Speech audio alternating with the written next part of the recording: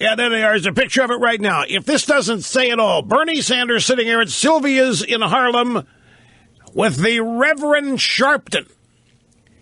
7 years into the first administration of the first African-American president.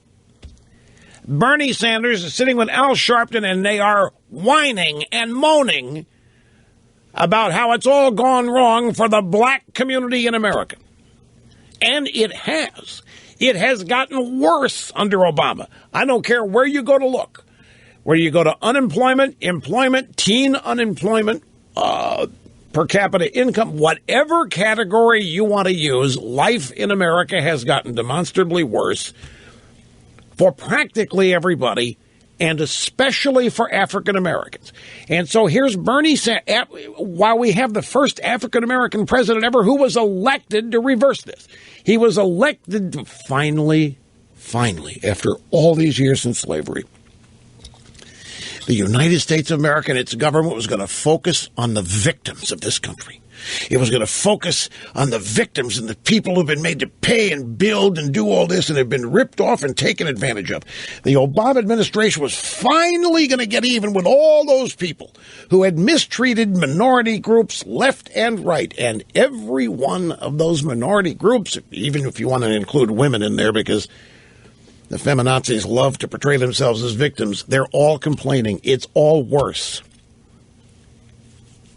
This is the Limbaugh theorem on display, bigger than it's ever been. These guys are complaining about the status quo that they built. They are complaining about the problems that they are the architects of. It is mind-boggling to me how they get away with this. On the one hand, we're told that Obama has been a brilliant president. He has been great. He has been historic. Obama's the first president with national health care, the first president to do this, the first president he's the smartest president. We have all of these things, and yet over here, the Democrat campaign, this country's in worse shape than it's ever been in.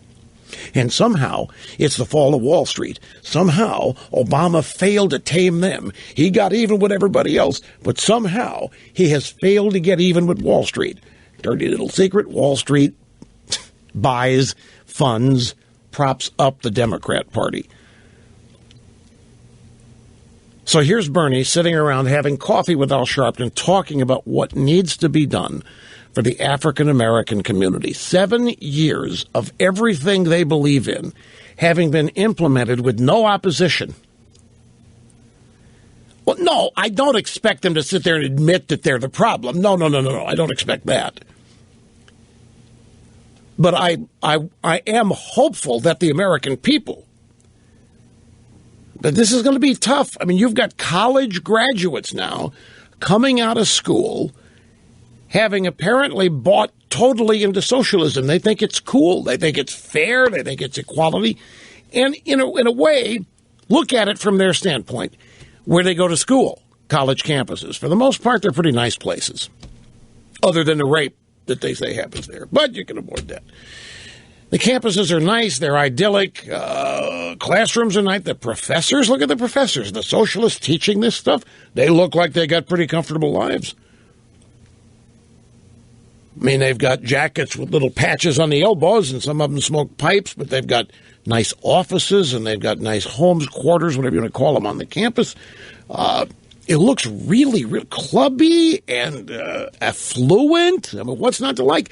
And then these graduates still run around. They look at Hillary Clinton, and here she is making $115 million over the years doing speeches, and she's an avowed socialist. Well, she doesn't admit it, but she is.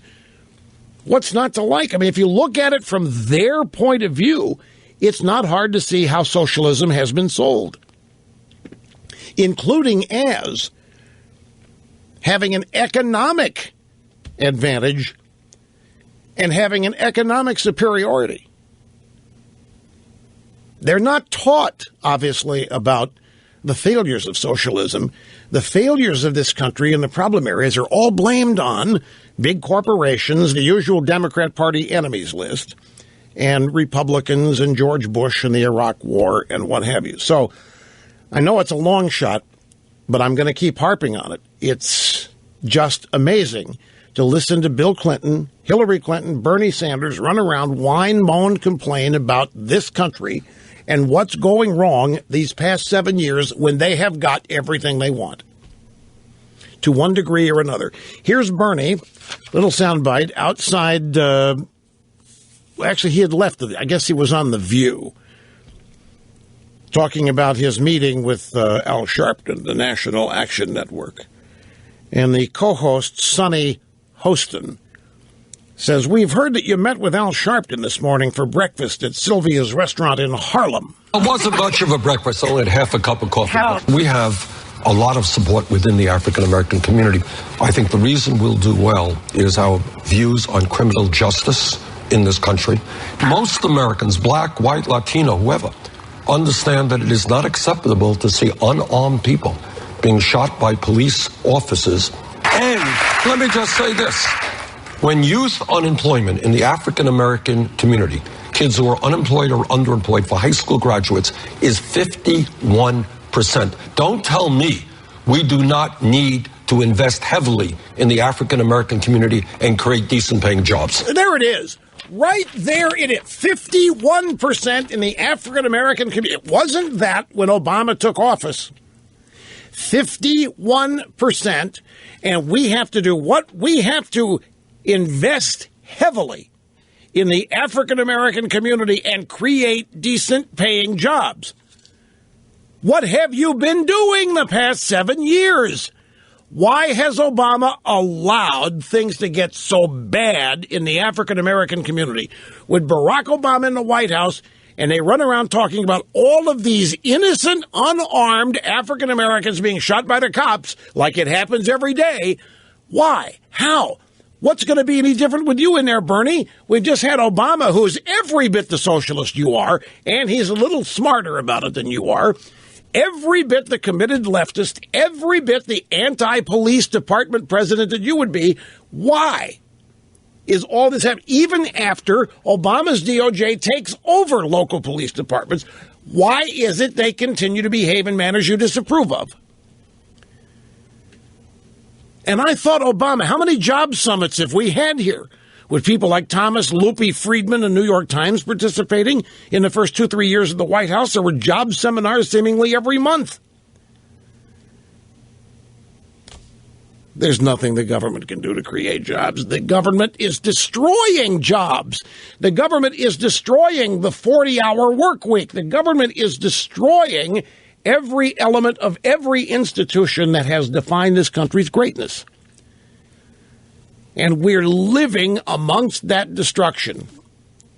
And Hillary and Bernie are running for office as though all this that has happened either hasn't happened or it's somebody else's fault. Look, if 7 years, going on 8 now, of unopposed, unstoppable socialism, transformation, whatever you want to call it, if that doesn't even begin to show progress, then what is it that says we need 7 more years of it? These are the people who have made the problems. These are the people, the architects. They have created the problems. It is socialism. It is a gigantic and growing government comprised of all of its inefficiencies and lack of compassion, bloated bureaucracies that has led to all of this.